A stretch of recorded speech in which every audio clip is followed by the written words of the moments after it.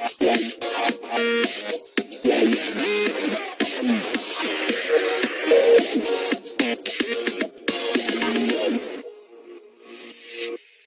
nagiging 3D figure ang isang object? Upang maunawaan natin kung ano ang 3D figure, meron ako ditong 4 na object at bawat isa ay may kanya-kanyang katangian. At isa nga sa mga object na ito ay tinatawag na 3D figure. Ang una ay ang point. Katangian ng point, ang kawalan ng dimension.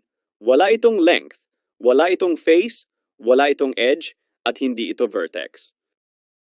Ang point ay isang object na may iisang definite na lokasyon. Isa itong zero-dimensional object. Ang pangalawa ay isang linya. Mayroon itong iisang dimension, at ito ay ang length. Ang object kagaya ng linyang ito ay tinatawag na one-dimensional figure. Ang pangatlo ay isang object na hugis parehaba. Isa itong klase ng plane figure na napakakaraniwan sa technical na pagdodrawing. Ang mga plane figures kagaya ng mga ito ay mayroong dalawang dimensions. Ang length at width na bumubuo sa iisang plane surface or mukha ng isang object. Pwede ring dimension nito ang height.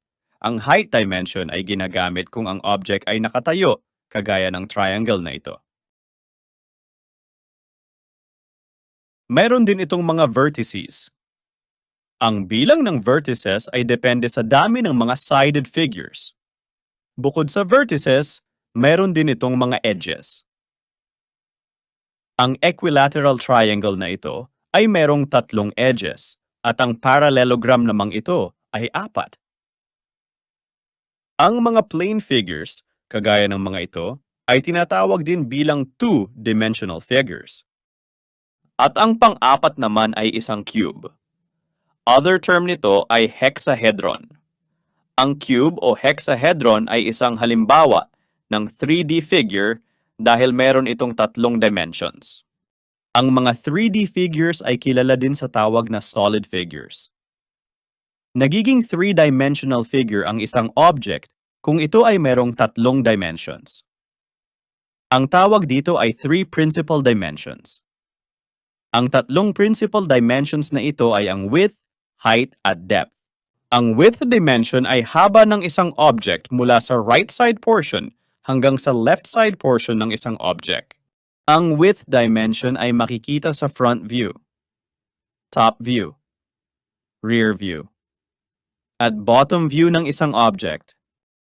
Ang height ay vertical dimension ng isang object mula sa bottom portion hanggang sa top portion ng isang object. Ang height dimension ay makikita sa front view, rear view, right side view, at left side view ng isang object. At ang depth.